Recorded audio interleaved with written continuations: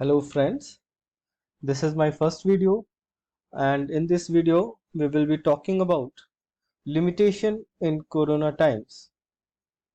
जब से कोरोना का इंडिया में आगाज हुआ है तब से लॉकडाउन जैसी स्थिति हम सभी लोग फेस कर रहे हैं और ऐसे में लिटिगेंट्स, जनरल पब्लिक और लॉयर्स को एक बहुत बड़ा कंसर्न था कि लिमिटेशन के बारे में क्या लीगल पोजीशन रहेगी। तो इस बात का स्वतः संज्ञान लेते हुए यानी कि सुओ मोटो कॉग्निजेंस लेते हुए सुप्रीम कोर्ट ने कुछ डायरेक्शंस पास की थी। तो हम उन्हीं डायरेक्शंस को आज क्रोनोलॉजिकल यानी कि टाइमलाइन के आधार पर स्टडी करेंगे।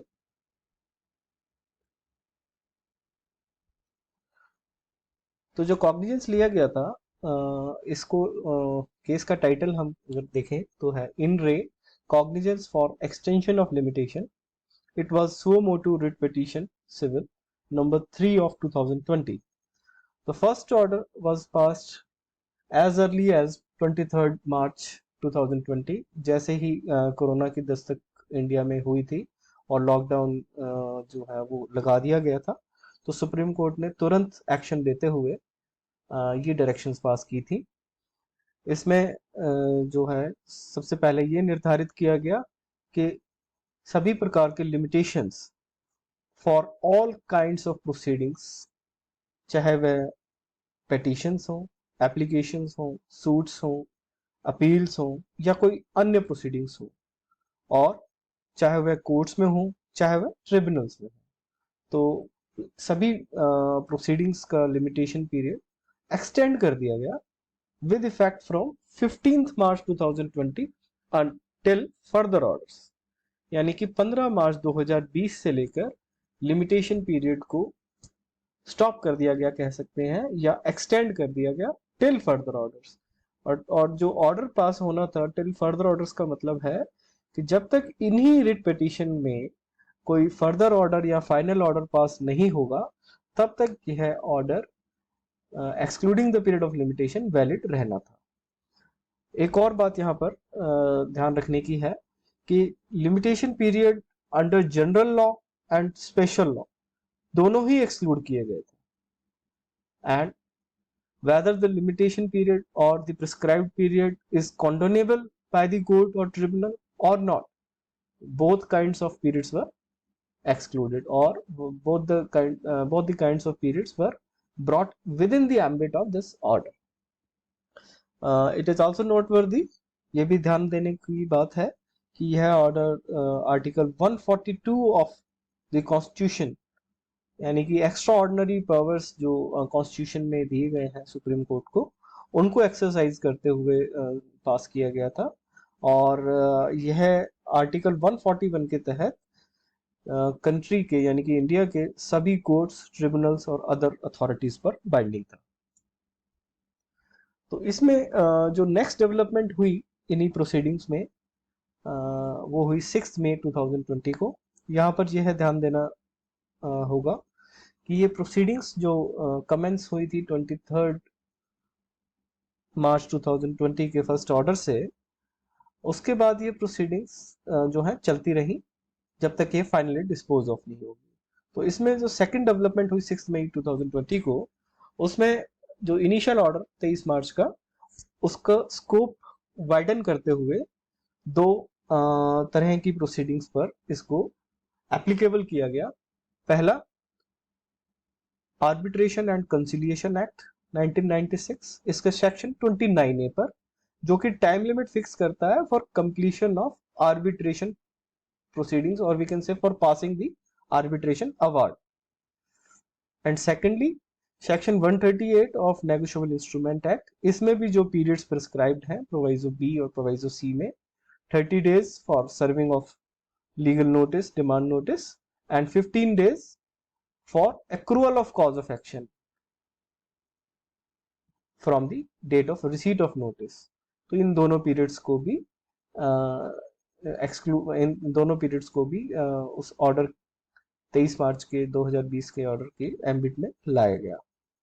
यहाँ पर एक बात क्लैरिफाई की गई कि जो पीरियड लिमिटेशन का एक्सक्लूड किया जाएगा वो 15 मार्च 2020 से लेकर कंसर्न्ड एरिया में लॉकडाउन लिफ्ट होने के 15 दिन बाद तक का पीरियड एक्सक्लूड किया जाएगा। और जो लॉकडाउन की स्थिति देखी जाएगी वह उस एरिया की देखी जाएगी जहां पर डिस्प्यूट लाइज, यानी कि जहां पर वाद पैदा होता है, और where the cause of action arises, यानी कि जहां पर वाद का कारण उत्पन्न होता है।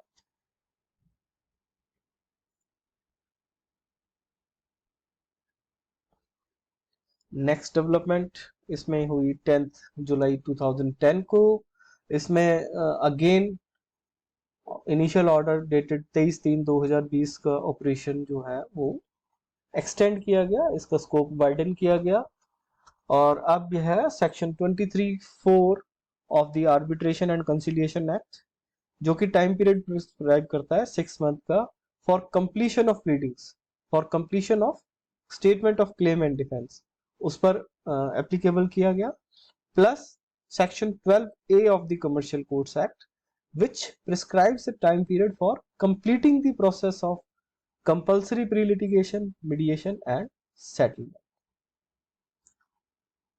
Besides this, section 29A of the arbitration act पे यह पहले भी लागू किया गया था, बट यहाँ पर एक कह सकते हैं कि क्लैरिफिकेशन दी गई कि इस प्रोविजन के अंडर जो नॉर्मल टाइम पीरियड है उस पर तो यह लागू होगा ही, इसके अलावा जो एक्सटेंडेड टाइम पीरियड है for passing the award under subsection 3, उस पर भी यह अप्लाई किया जाएगा। इसके अलावा कुछ और भी डायरेक्शंस पास की गई जो लिमिटेशन से तो कंसर्न नहीं है, पर यहाँ पर रेफर करना जरूरी है। इसमें हेल्ड किया गया कि since it has become difficult to serve notices physically by which includes visits to post offices, courier companies, etc.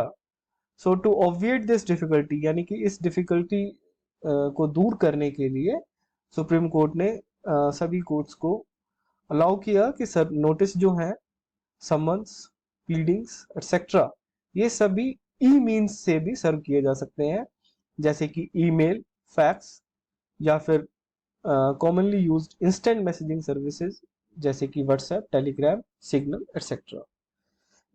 इस प्रोसीडिंग्स के दौरान एक प्ली ली गई थी कि जो चेक्स की वैलिडिटी पीरियड है उसको भी एक्सटेंड किया जाए, but Supreme Court decline to pass orders for extending the validity period, saying that it was a matter within the domain of RBI, यानी कि इसके बारे में आरबीआई ही कोई डायरेक्शन दे सकता है और हम इसमें हस्तक्षेप नहीं करेंगे। उसके बाद जो एक नेक्स्ट इम्पॉर्टेंट डेवलपमेंट हुई वो 17 दिसंबर 2020 को हुई। इसमें जो डायरेक्शंस, जो ऑब्जर्वेशन सुप्रीम कोर्ट ने की वो इस रिट पिटीशन में नहीं की थी, बट एक दूसरे केस में की थी, जिसका टाइटल आप स्क्रीन पर देख रहे हैं, SS group private limited versus Aditya J Garg. इसमें ये क्लैरिफाई किया गया या होल्ड किया गया कि जो इनिशियल ऑर्डर डेटेड 23/3/2020 था, extending the period of limitation, it was still operative. In this case, the issue was in respect of filing of written statement before National Consumer Disputes Redressal Commission, as it had declined to take WS on the ground that it had no power to extend the time for the same. पर इसमें यह held किया गया क्योंकि WS file करने का जो time period था इस केस में वो 15/3/2020 जब से लिमिटेशन पीरियड को एक्सक्लूड किया गया था या एक्सटेंड किया गया था, उसके बाद एक्सपायर हुआ था। तो इस ऑर्डर 23/3/2020 का बेनिफिट यहाँ पर भी पार्टी को मिलना चाहिए था। And then when the situation improved, there was a call for recalling of this order, यानी कि जैसे लॉकडाउन उठा और जो स्थितियां सामान्य हुई कोरोना को लेकर, तब यह प्ली ली गई कि जो एक्सटेंशन का ऑर्डर सुप्रीम कोर्ट ने किया हुआ है अब उसको वापस लेने का समय आ गया है।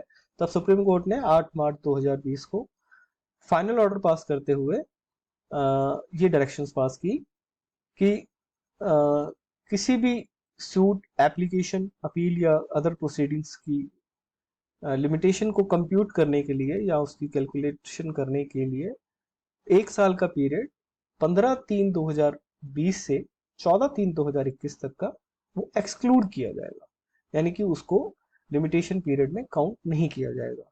और जो बैलेंस पीरियड बचा था 15/3/2020 को किसी पार्टी के पास अपनी सूट, एप्लीकेशन, अपील या प्रोसीडिंग के लिए shall become available with effect from 15/3/2021, वो अब 15 मार्च 2021 से अवेलेबल होगा। Secondly, in cases where limitation expired during this period, यानी कि 15/3/2020 से 14/3/2021 के बीच में अगर किसी का लिमिटेशन पीरियड एक्सपायर हुआ है, तो उनका लिमिटेशन पीरियड जो बैलेंस था 15/3/2020 को, चाहे वह 90 दिन से कम था या ज्यादा था, उन सभी को 90 दिन का लिमिटेशन पीरियड मिलेगा 15/3/2021 से। इसमें यह ध्यान रखने की बात है कि जो लिमिटेशन पीरियड 90 दिन का मिलना था, वह उन्हीं लोगों को मिलना था जिनका लिमिटेशन पीरियड इस 1 साल के पीरियड में, यानी कि 15/3/2020 से 14/3/2021 के बीच में एक्सपायर हो गया। और दूसरी जो ध्यान में रखने की बात यह है कि लिमिटेशन पीरियड उनका जो बैलेंस बचा था 15/3/2020 को, वो चाहे 90 दिन से कम था, चाहे एक भी दिन था, या फिर 90 दिन से ज्यादा था, चाहे 364 डेज था, वह भी, उसमें भी मतलब लिमिटेशन 90 डेज का ही मिलेगा 15/3/2021 से। इसके अलावा जो पीरियड 1 साल का था, वो section 2329A of Arbitration Act, Section 12A of Commercial Courts Act, and Proviso B and C of Negotiable Instruments Act, Section 138 का, उन पर भी एप्लीकेबल होगा, जिसके बारे में हम ऑलरेडी डिस्कस कर चुके हैं। इसके अलावा यह अदर लॉज, उन दूसरे लॉज पर भी अप्लाई होगा which prescribe period of limitation for institution of proceedings and outer limits within which the courts or tribunals can condone delay and termination of proceedings। यानी कि अगर कोई termination of proceedings, यानी कि proceedings को खत्म करने के लिए कोई अगर टाइम पीरियड नियुक्त किया गया है, तो वहां पर भी यह ऑर्डर एप्लीकेबल होगा। प्लस आउटर लिमिट अगर कहीं पर फिक्स की गई है, जिसमें यानी कि कोर्ट्स को, ट्रिब्यूनल की लिमिट्स या पावर्स कैप की गई हैं कि भाई इससे ज़्यादा टाइम पीरियड नहीं दिया जा सकता, तो उस पर भी अप्लाई होगा। और इसके अलावा सभी उन लॉज पे अप्लाई होगा जहां पर लिमिटेशन प्रिस्क्राइब की गई है। उसके बाद फिर स्थितियां दोबारा से चेंज हुई और फिर हम सेकंड वेव की चपेट में आ गए।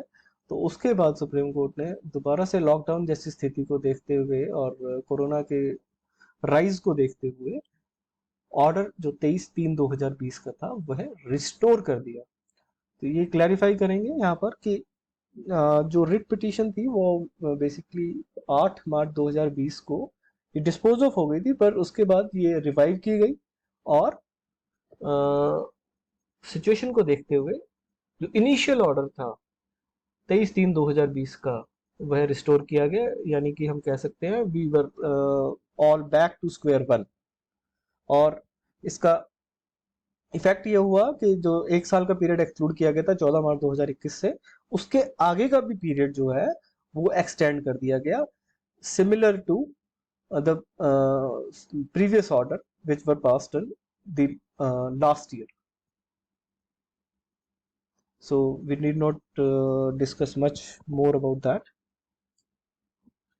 और इसमें कुछ अदर इम्पोर्टेंट केस लॉज मैंने इंक्लूड किए हैं। ये अभी समय हमारे पास कम बचा है, तो मैं इस पर ज़्यादा समय नहीं लगा पाऊंगा। तो ये है, अगर आप इसको देखना चाहते हैं तो इसको स्क्रीन को आप पॉज कर भी देख सकते हैं। तो करंट लीगल पोजीशन जो है वो मैंने सम अप की है यहाँ पर 1 जून 2021 को। ये करंट लीगल पोजीशन है जो ऑर्डर 8/3/2021 को हुआ और उसके बाद 27/4/2021 के हुआ। उसके बाद से पोजीशन ये है कि 15 मार्च 2020 के बाद से लिमिटेशन जो है एक्सक्लूडेड चल रहा है। तो आशा करता हूँ कि यह वीडियो आपको पसंद आएगा।